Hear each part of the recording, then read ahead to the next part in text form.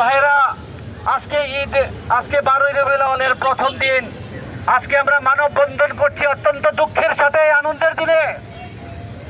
আমাদের দুঃখ হলো, আমরা এই দেশে যারা মাজার প্রিয় মানুষ, আমরা যারা ওলি আল্লাহ প্রিয় মানুষ, আমরা যারা ওলি আল্লাহর ইক্তেদা করি, মাজারে যাই, আজকে আমাদের সেই বুকে আঘাত করা হচ্ছে, আমাদের মাজারগুলো ভেঙে ঘুরিয়ে দেওয়া হচ্ছে। আমরা একটা কথা বলতে চাই, যারা আমরাও গত 25শে আগস্টের যেই সংগ্রাম হয়েছে, যেই স্বৈরাচারী উৎখাত হয়েছে, তাদের আমাদের অংশগ্রহণ ছিল কিনা? ঠিক আজকে আমাদের বুকেই লাঠি চালানো হচ্ছে। আমরা স্পষ্ট বলে দিতে চাই, যদি আজকে থেকে আর একটা মাজারে আঘাত করা হয়, আমাদের আন্দোলন বসে থাকবে না। আপনারা ছাত্রদের আন্দোলন দেখেছেন, আপনারা পাগল ফকিরের আন্দোলন দেখেন না।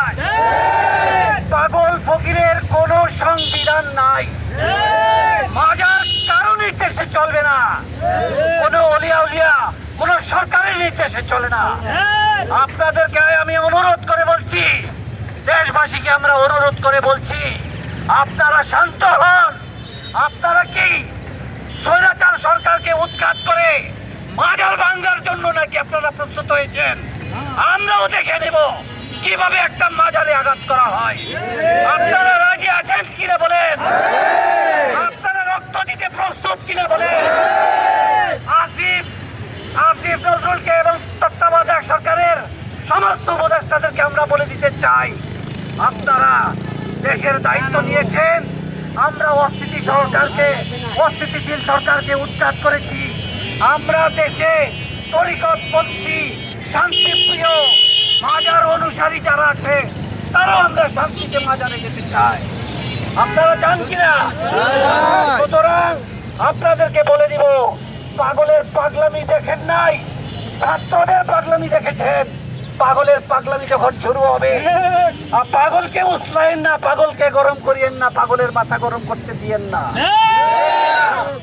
আমরা একত্রিত হব, আপনাদেরকে দাঁত ভাঙা জবাব দিয়ে ছাড়বো ইনশাআল্লাহ। আমাদের এই দেশ ওলি আল্লাহর দেশ, ঠিক কিনা? আমাদের এই দেশে ইসলাম প্রচার করেছেন শাহজালাল ইয়েমেনি রহমতুল্লাহ আলাইহি। আগে মাজার হয়েছে, পরে মসজিদ হয়েছে, আগে খানকা হয়েছে, পরে ইবাদতের জায়গা হয়েছে।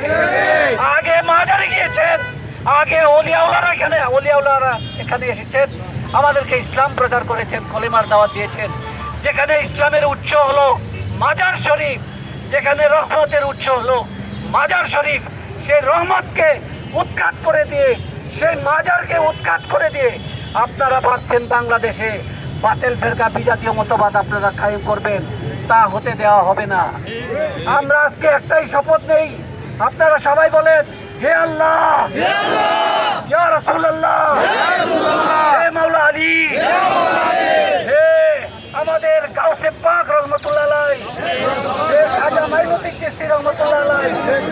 আমরা আজকে এই শালী বাবার দরবারে এই শপথ নিচ্ছি যে আজকের থেকে যদি একটা মাজারে আঘাত করা হয়, আমরা করে বসে থাকবো না।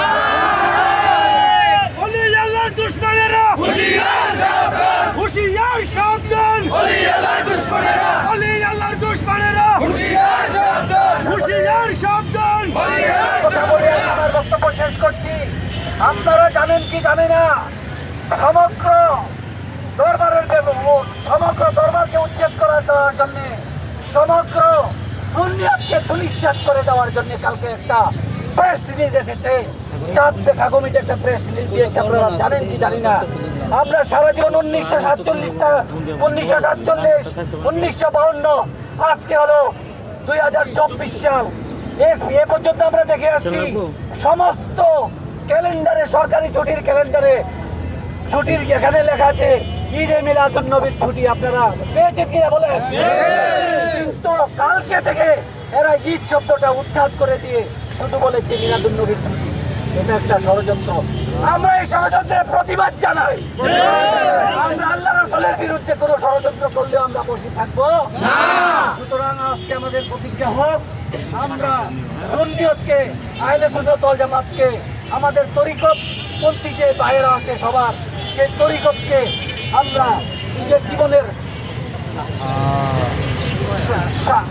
আমরা রক্ত দিয়ে হলো আমরা আমাদের আকীদা, আমাদের মাজার আমরা আমরা প্রতিষ্ঠা করে ছাড়বো, রক্ষা করে ছাড়বো। এই প্রতিজ্ঞা আমরা করছি কিনা সবাই বলেন।